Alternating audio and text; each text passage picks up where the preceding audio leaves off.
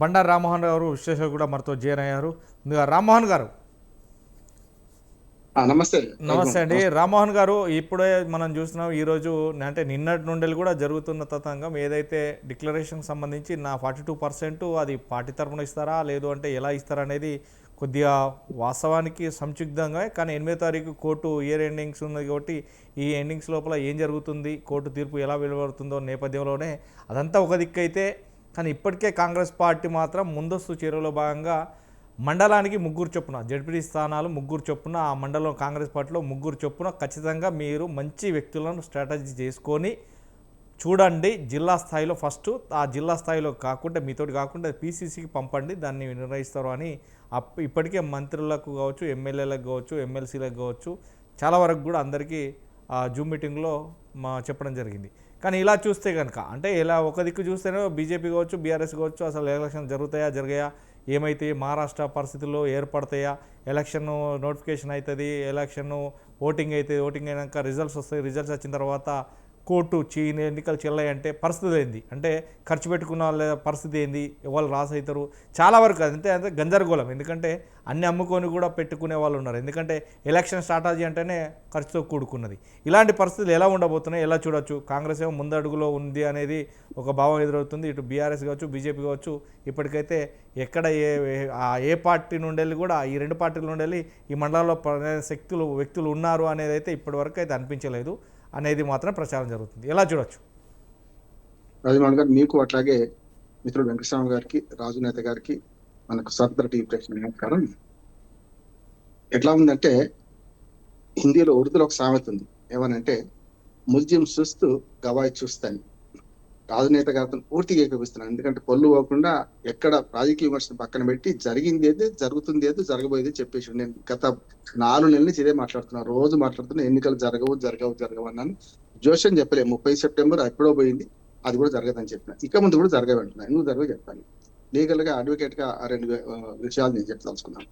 ఎందుకంటే వారు చెప్పిందంతా ఏకీపించిన మళ్ళీ చరిత్ర చరణం రాజు నేత గారు చెప్పింది మళ్ళీ చెప్పడం అవసరం లేదు. పూర్తిగా చరిత్ర చెప్పిండు, జరుగుతుంది చెప్పిండు, జరగబోయేది కూడా చెప్పిండు. కనుక వారితో ఏకీపిస్తూనే ఈటల రాజేంద్ర గారి మాటలతో ఏకీపిస్తున్నాను. ఎందుకంటే నేను వారి పార్టీ సంబంధం లేకున్నా కూడా నిజంగా ఏమవుతున్నాడు, దసరా ముందట ఇది అనవసరంగా అభ్యర్థులను ఖర్చు పెట్టించే ముచ్చట అంటున్నాను నేను. జరగని పెళ్లికి మోగుతున్న బాజాలు ఇవన్నీ కూడా. అందుకనే ఇక్కడ జరుగుతున్న దాన్ని అర్థం చేసుకుంటే మరొక్కసారి ప్రజల్ని ఇప్పటిదాకా మోసం చేసింది కాంగ్రెస్ పార్టీ. మేము స్పష్టంగా ఈ విషయంలో, మిగతా 6 గ్యారెంటీలు వాటికి పోను కానీ ఈ ఒక్క విషయంలో ప్రజలను తప్పుదోవ పట్టించింది. 42% అరవి గాని హామీ ఇచ్చింది డిక్లరేషన్ ద్వారా. మా అందరికి ఇష్టమే. ఇప్పుడు అందరూ శాఖాహారులు. రామ్మోహన్ గారు, అంటే ఎవరు అంటే నేను మధ్యలో అంటే ఎవరు దోడుకున్న గోతులో వాళ్ళే పడతారనే సామెత కూడా గుర్తుకొస్తుంది. ఇప్పుడు అలాంటప్పుడు ఈ కాంగ్రెస్ పార్టీ వాస్తవానికి కాంగ్రెస్ పార్టీ చేతలంగా ముందుకు పోవాలి, అందరినీ సంయుక్తంగా అందరికి కలిసిమెలిసి ఉండాలి, ఖచ్చితంగా ఇప్పుడు పార్టీ అభ్యర్థులు ఎవరినో మనం చూడాలి అంటున్నారు కదా. అలాంటప్పుడు ఖర్చు పెట్టించి అన్ని చేసిన తర్వాత పార్టీకి అపనిష్ట అనేది వాళ్ళకి తెలియదంటారా? ఇప్పటిదాకా సరిపోతలేదు, ఇంకా అవమానాల పాలు కావన్నా అంటున్నాను. నేను స్పష్టంగా చెప్తున్నాను. ఎందుకంటే ఇప్పుడు ఉదాహరణ చెప్తాను సార్. హైదరాబాద్ నుంచి నేను కర్నూలు పోతాను బయలుదేరినా. ఎటువైపు పోతున్నా? కరీంనగర్ వైపు పోతున్నా. చీర రోడ్ నేను అంటున్నాను, చుట్టూ తిరిగి అవుటర్ రింగ్ రోడ్ ఎక్కుతున్నా, ఇంకేదో రకరకాల జిమ్మికులు చేసినా. వెనుకకు పోతే దక్షిణానికి పోతేనే కర్నూలు వస్తుంది, ఉత్తరానికి పోతే నిజామాబాద్ అని వస్తుంది, కరీంనగర్ వస్తుంది, వరంగల్ వస్తుంది. కానీ కర్నూలు అయితే రాదు కదా. వీళ్ళు పోతున్న తొవ్వ తప్పు అంటున్నాను మొదటి నుంచి రాజమౌళి గారు. వీళ్ళు పోతున్న తొవ్వ తప్పు, చేసే పని ఒక రకంగా, అంటే పోయే మార్గం వేరే ఉన్నది, చెప్తున్న మార్గం వేరే ఉంటుంది అంటున్నాను. 2 తప్పు అంటున్నాను. నేను ఒక మాట చెప్తాను. ఇప్పుడు ఇవన్నీ చెప్పాను కదా, రేపు 8వ తారీఖు దాకా ఎందుకు ఆగలేదు? కోర్టు మాటలు నీ ఏమైనా చేసుకో, నా ఇష్టం ఉన్న పని చేస్తాను అన్నట్టే కదా. Election commission, state election commission, ఇది స్టేట్ ఎలక్షన్ కమిషన్ మరొక తప్పు చేసింది అంటున్నాను. మొదటి తప్పు ఏంటంటే వీళ్ళు అడిగిందే ఇచ్చిండ్రు, రోగి కోరింది అదే, వైద్యులు ఇచ్చింది అదే అన్నట్టు ఇప్పుడు జరగబోయేది. ఎందుకంటే శంకర్లో వస్తే తీర్థమైందని కోర్టు ద్వారా మొట్టికాయలు కొట్టించుకొని ఈ ఎన్నికలు వాయిదా వేసుకొని అనవసరంగా జరగకండి, బిల్లు పాస్ అయ్యేదాకా ఆగండి అని అనిపించుకొని, చూసినావా మా చేతిలో ఏమున్నది, సర్వ ప్రయత్నాలు చేసినాం, అన్ని అయిపోయినాయి, ఏం చేస్తామని చేతులు ఎత్తడానికే, ఎన్నికలు వాయిదా వేయడానికే ఈ ప్రభుత్వం, నేను కాంగ్రెస్ పార్టీ పక్కన పెట్టి తెలంగాణ రాష్ట్ర ప్రభుత్వం ముందరికి వస్తుంది అంటున్నాను. ఆ రకంగా పోతుంది. దీనిలో ఒక మాట చెప్తాను. ఎలక్షన్ కమిషన్ ఇంకా తొందర ఎందుకంటే గవాయి చూస్తాను ఎందుకన్నానంటే, సాక్షి ముందు వచ్చి కోర్టులో కూర్చున్నట్టు ఈ ఎలక్షన్ కమిషన్ చేసిన పని ఉద్దారకం చూడండి ఎట్లా చేస్తుందో. ఫస్ట్ హైకోర్టులో ఏమైంది, ఎన్నికలు జరపని పిటిషన్ పట్టింది. ఆ పిటిషన్ మీద హైకోర్టు స్పష్టంగా సింగిల్ బెంచ్ ఏమన్నదంటే, మీరు ఎన్ని రోజులు ఎన్నికలు జరుపుతారంటారు. కనీసం ఇంగిత జ్ఞానం, ఈ మాట అంటున్నాను అంటే కామన్ సెన్స్ అంటారు, ఇంగిత జ్ఞానం అంటే తప్పు మాట ఏం కాదు. కామన్ సెన్స్ ఏ ప్రభుత్వాన్ని 2-3 నెలలు టైం అడుగుతుంది. ఎందుకు డిలిమిటేషన్ వీళ్ళే చేయాలి, రిజర్వేషన్ వీళ్ళే ప్రకటించాలి. నెల రోజులే 30 రోజులు టైం అడిగింది. 30 రోజుల టైం వీళ్ళు అడిగితే ఎలక్షన్ కమిషన్ మీరే ఏ సంగతి అనేది వాళ్ళు డిలిమిటేషన్ చేసి రిజర్వేషన్ ఇచ్చినాక 2 నెలల టైం. ఎలక్షన్ కమిషన్ కొంచెం న్యాయం వీళ్ళకంటే 2 నెలల టైం అడిగింది. మొదటి నెల పూర్తి ఎప్పుడైంది? జూన్ 25 నాడు తీర్పు వస్తే జూలై 25కి అయిపోయింది. పోనీ ఆగస్టు 1 అనుకుందాం, కొద్దిసేపటికి 5 రోజులు పక్కన పెడతాం, కాపీ రాలేదు అనుకుందాం. ఆగస్టు 1 లోపల ఈ రిజర్వేషన్ ఖరారు చేసి డిలిమిటేషన్ పూర్తి చేసి ఇవ్వకపోతే ఎలక్షన్ కమిషన్ ఏమాత్రం బుద్ధున్న ఎలక్షన్ కమిషన్, స్వతంత్ర ఎలక్షన్ కమిషన్ కాదు, ఏం చేయాలి? వెంటనే లెటర్ రాయాలి రాష్ట్ర ప్రభుత్వానికి, మీ టైం అయిపోయింది, మాకు ఇప్పటిదాకా ఇవ్వలేదు, మా మెడ మీద కత్తి వేలాడుతున్నది, హైకోర్టు మీద ఏం సమాధానం చెప్పాలని రాయాలి కదా ఉత్తరం అంటున్నా. ఒక్క ఉత్తరం రాయాలి. అవునమ్మా అని రిజర్వేషన్ ప్రకటించి వెంటనే వరుసగా చేసుకుంటూ పోతే ఒకటే రోజులు 24 గంటల లోపల ఎన్నికల షెడ్యూల్ తయారైంది, తగుదనమ్మా అని తయారైంది అంటున్నా. ఇది తప్పు అంటున్నా. ఇప్పుడు పౌరోహితం చేసేటోడు పెళ్లి పిల్లగాడు పిల్ల అన్ని కూర్చున్నాక మంత్రాల మంది పెట్టాలి. ఏది లేకుండా మంత్రాల మంది పెట్టిండు. ఇప్పుడు పౌరోహితం పాత్ర ఇచ్చే ఎంపైర్ ఏది ఎలక్షన్ కమిషన్ స్పష్టంగా ఎలక్షన్ కమిషన్ జైలుకు పోతారంట. ఈ మాట అంటున్నాడు, కొంచెం తీవ్రంగా ఉన్నట్టున్నాను. ఎందుకంటే రేపు పొద్దున రాజకీయ నాయకులు ఏమంటారు, పార్టీలు ఏమో మా అయితే ఏమంటారు, కాంతి అంటారు. కానీ అధికారులుగా జైలు పోయేది రాజశేఖర రెడ్డి హయాం నుంచి మొదలు పెడితే నేరాలు చేసినా తప్పులు చేసినా కూడా వాళ్ళందరికీ నోటీసులు వస్తలేవా? ఇప్పుడు మన బీఆర్ఎస్ హయాంలో పనిచేసిన ఎంతమంది ఇంజనీర్లకు, ఎంతమంది అధికారులకు, ఐఏఎస్ ఆఫీసర్లు నోటీసులు చూస్తున్నారు కదా. అందుకని ఇది జరిగే తెలిసి కూడా నేను చూసిన వాళ్ళ మనోభావాలు. రాణి కుముదిని గారు పేరు చెప్పొద్దు కానీ election commission, state election commission కదా, ఆమె కూడా నవ్వుతూ మాట్లాడింది. ఏందో చరిత్ర అంతా చెప్పుకొచ్చింది. పక్కన కూర్చున్న ముఖం చూపెడతానికి కూడా వెనక ముందు ఆడుతున్నారు. ఎందుకంటే తెలుసు వీళ్ళందరికీ ఎన్నికలు వాయిదా, ఇంక్లూడింగ్ వెంకటస్వామి గారికి కూడా తెలుసు ఆత్మ. ఎందుకంటే దానికి పార్టీ కట్టుబడి ఉండడానికి మాట్లాడలేమో కానీ వారు నిష్పక్షపాతంగా మాట్లాడతారు. మిత్రులు చాలా పార్టీకి పూర్తిగా అధ్వానంగా ఏం మాట్లాడకనుక నేను చెప్తున్నాను. నాకు మిత్రుడు చాలా మంచి మిత్రుడు, మంచి వైజ్ మెన్ కూడా. నేను ఇక్కడేమంటున్నానంటే రెండోది ఎలక్షన్ కమిషన్ ఎందుకు లెటర్లు రాయాలి? లెటర్లు రాస్తే వాళ్ళు ఇవ్వకపోతే అవి మేము రాసినాం, మా పని మేము చేసినాం కానీ ఇవ్వలేదా అనొచ్చు. మూడోది చెప్తాను, రిజర్వేషన్ ప్రకటనలో కూడా చాలా దుర్మార్గాలు జరుగుతున్నాయి. ఇప్పుడు గతంలో కేసీఆర్ గారు ఉన్నప్పుడు ఏమైందంటే ఎస్టీ పంచాయతీలను 200 పంచాయతీ చేసింది. తప్పంటున్నాను. ఎస్టీ పంచాయతీలు ఇవ్వడం మంచిదే కావచ్చు, కానీ ఏమవుతుందంటే కేరళ చూసుకుంటే 20,000 జనాభా ఒక పంచాయతీ ఉంటే మన దగ్గర ఇప్పటికే 1000, 1,100, 500 కూడా జనాభా ఒక పంచాయతీ ఉండేది. ఇప్పుడు ఎస్టీ రిజర్వేషన్లు వచ్చిన కాడికి చూసుకుంటే ఆడ ఎస్టీ లేని ద్వారా ఎస్టీ రిజర్వేషన్స్ వచ్చినాయి.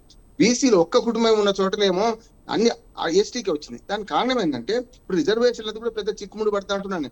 ఇప్పటికే 8వ తారీఖు థ్రెడ్ ఉన్నది. ఇది డివిజన్ బెంచ్ ఇచ్చింది. డివిజన్ బెంచ్ మంచిగా ఒక చిన్న పిల్లవాడికి చెప్పినట్టు చెప్పింది రాజమౌళి గారు. ఏమన్నదంటే మీరు 10 రోజులు వాయిదా వేసుకుంటే ఎన్నికల షెడ్యూల్ కు తొందరపడతారు ఎందుకు అని అడిగింది కూడా. అంటే సుదర్శన్ రెడ్డి గారు ఏమన్నారు, మేము ఎల్లుండి ప్రభుత్వాన్ని అడిగి చెప్తాను. ప్రభుత్వాన్ని అడిగి చెప్పిండా? అడగక ముందే నువ్వేమని చేసుకో, నా పని నేను చేస్తాను. గవర్నమెంట్ ఛాలెంజ్ వేసినట్టే కదా మనకు హైకోర్టుకి. అయితే ఇది డివిజన్ బెంచ్, సింగిల్ బెంచ్ ఏమో ఎన్నికలు జరపడానికి మీరు అడిగిన ముద్దతే ఇచ్చింది. మీరు అడిగిన పోయింది, వాయిదా పోతుంది. 30వ తారీఖు నాడు వెంటనే మీరు అంటే 30 లోపల మేమేదో హైకోర్టు సింగిల్ బెంచ్ ఇచ్చిన ఆర్డర్ కట్టుబడి ఉన్నామని చెప్పడం కోసం అంటారా? అదే హైకోర్టు అన్నది కదా, డివిజన్ బెంచ్ అన్నది కదా, అంతకన్నా పెద్దది కదా. వాళ్ళు ఏమన్నారు, మీరు ఎన్నికలు వాయిదా వేసుకోండి అంటే మా ఇష్టం వాయిదా వేసుకోవాలని చెప్పడం అంటే మొండితనమే. ఇది బరితెగింపు. ఈ మాట బరితెగింపు అంటున్నాను. ఈ బరితెగింపుకు అనుభవిస్తారు తర్వాత. కానీ మీరు ఇప్పటిదాకా ప్రజలు మోసం చేసిండ్రు, ఇప్పుడు మీ పార్టీ కార్యకర్తలు మోసం చేస్తున్నారు అంటున్నాను. అంటే ప్రతి మా జడ్పీటీసీ పరిధిలో ముగ్గురు ఎంపిక చేస్తాం, మీరు లిస్టు పంపండి, అందులో ఆశాభావాన్ని పెంచడం, ఆశల పల్లకిలో ఊరేగించడం, అరచేతిలో స్వర్గం చూపించడం అంటున్నాను. చేయి స్వర్గం చూపిస్తున్నారు అరచేతిలో, మిగతా అన్ని పక్కన పెట్టండి. ఈ ఎలక్షన్లు జరగవంటున్నాను. దీనికి హైకోర్టు ద్వారా మొట్టికాయలు కొట్టించుకొని రేపు ఎన్నికల వాయిదాకు హైకోర్టు ద్వారా చెప్పించుకొని రోగి కోరింది అదే వైద్యుడు ఇచ్చింది అన్నట్టు వీళ్ళు మళ్ళీ ఎన్నికల వాయిదాకు పోతారు. దీని మళ్ళీ ఒకవేళ నిజంగా ఎన్నిక జరపొద్దని ఇస్తే మళ్ళీ వీళ్ళు ఇంకో సుప్రీంకోర్టు పోతారు.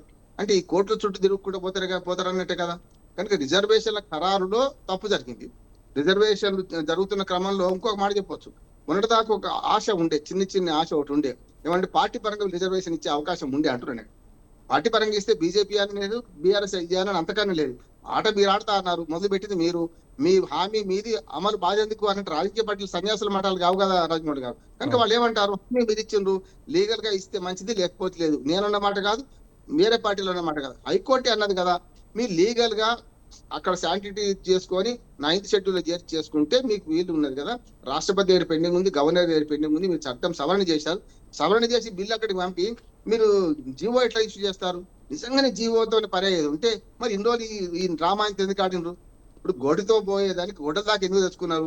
నిజంగా జీవో ఇష్యూ చేస్తే అప్పుడే 24 జనవరి 31 పంచాయతీలు అయిపోయినాయి రామగౌడ్ గారు. తర్వాత జూన్ లోనే మా మండల పరిషత్తులు అయిపోయినాయి, జిల్లా పరిషత్తులు అయిపోయినాయి, తర్వాత మున్సిపాలిటీలు అయిపోయినాయి.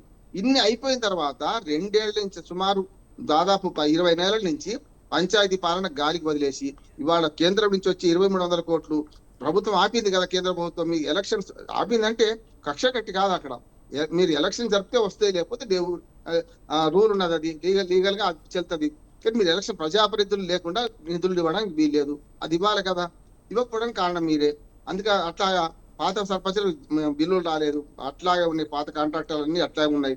ఇవాళ కొత్తగా ఆశలు పెట్టి చేస్తుంటే ఇవాళ దళితులు పేదలు ఎక్కువ మంది, 1,20,000 వార్డులు ఉన్నాయి.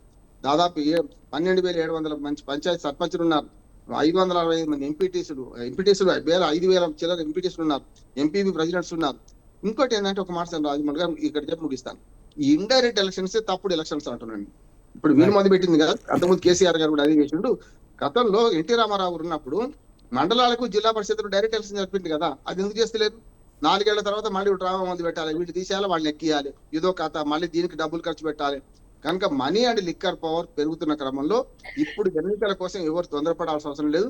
కాంగ్రెస్ పార్టీ మిత్రులతో సహా చెప్తున్నాను, కార్యకర్తలతో సహా చెప్తున్నాను, ఇది జరగని పని. జరగని పెళ్లికి మోగుతున్న బాజాలు మూగబోతాయి. 8 తర్వాత ఖచ్చితంగా హైకోర్టు దీన్ని అడ్డుకుంటది. ఆ తర్వాత వీళ్ళు జవాబు ఏం చెప్తారో చూడాల్సిన అవసరం. కానీ జవాబు కూడా ఇప్పటికే రెడీ చేసి పెట్టుకున్నారు. ఏంటంటే మేము చేయలేకపోతున్నాం అంటారు. ముందు నుయ్యి వెనక గొయ్యి అన్నారు, ఇంతకుముందు అన్నారు కదా. సాము తీసుకున్న గోతిలో తాము పడ్డం కాదు. ఇప్పుడు ముందుకు పోతే నుయ్యి ఉన్నది, వెనక పోతే గొయ్యి ఉన్నది. రెండో ప్రశ్న కూడా చేయలేదు. ఒక్క మాట సార్, 42% రిజర్వేషన్ పార్టీ పరంగా ఇద్దామనుకుంటే కూడా ఇప్పుడు ఆల్రెడీ డిక్లేర్ చేసింది కదా. ఇప్పుడు పార్టీ పరంగా ఎట్లా ఇస్తారు వీళ్ళు? ఏమంటారంటే రిజర్వేషన్ ప్రకటించినాక ఎవరిని తీసేస్తారు చెప్పండి? పాత రిజర్వేషన్ ప్రకారం కొనసాగిస్తా అనుకుంటున్నాను, కొత్తగా హైకోర్టు తీర్పు ఇస్తుంది, పాత రిజర్వేషన్ ప్రకారం చేయమంటది అనుకోండి. అప్పుడు ఈ 42% ఎవరిని తీసేస్తారు? అంటే రిజర్వేషన్ ప్రకటించక ముందు ఇది ఉండాలి కదా అంటున్నాను. ఇప్పటికీ రిజర్వేషన్ల మీద కూడా కేసులు పడతాయి. కూసుమంచి మండలంలో 6 ఎస్టీ పంచాయతీల్లో ఒక్కటే బీసీ కుటుంబం ఉన్నది కొన్నిట్లలో. అది సమస్య లేదు. రేపు పొద్దున బీసీ లేని చోట్ల బీసీ రిజర్వేషన్, ఎస్టీ లేని చోట ఎస్టీ రిజర్వేషన్ వచ్చేసింది. ఇవన్నీ అధికారులు తెలియదా? అంటే కావాలనే కోర్టులో ఈ సాంకేతిక పొరపాటు చూపించి వాళ్ళు స్టే పొందుతారు. మాధవరెడ్డి గారితో కేసు వేసి 2వ సారి వరుసగా వేయించు. వద్దని ఎందుకంటున్నారు? వేరే వాళ్ళు కోర్టుకు పోవద్దని. అంటే 4 కోట్ల మంది ప్రజలకు గుర్రమూతికి బట్ట కడతారా? ఎవరిని పోకుండా చేస్తారా? రాజకీయ పార్టీ భయపడతాయి. వాళ్ళు కొంచెం బీసీల ఓట్లు కావాలని బీజేపీ బీఆర్ఎస్ భయపడుతుండొచ్చు. మరి మిగతా వాళ్ళందరూ ఎందుకు కోరుకుంటారు అంటున్నాను నేను. వాళ్ళ ప్రయోజనాలు వాళ్ళకు ఉంటాయి కదా. ఇప్పుడు తెలంగాణ రాష్ట్ర ప్రభుత్వం, ఈ ప్రభుత్వం అంటున్నాను, పార్టీ పక్కన పెట్టండి, తప్పు వెనక తప్పు చేస్తుంది. దీని ఫలితం తప్పనిసరి అనుభవిస్తా అంటున్నాను.